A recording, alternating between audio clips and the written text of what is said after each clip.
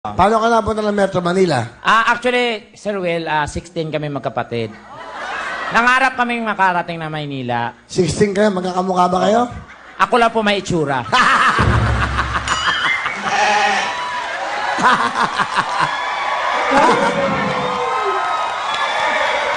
Ilan taon ka na ba? Wala, Ano, Sir Will, 34 na ako, pero maaga lang nabulok. Do you have any saying in life? What is your saying? My saying is, behind the clouds, there's a plane.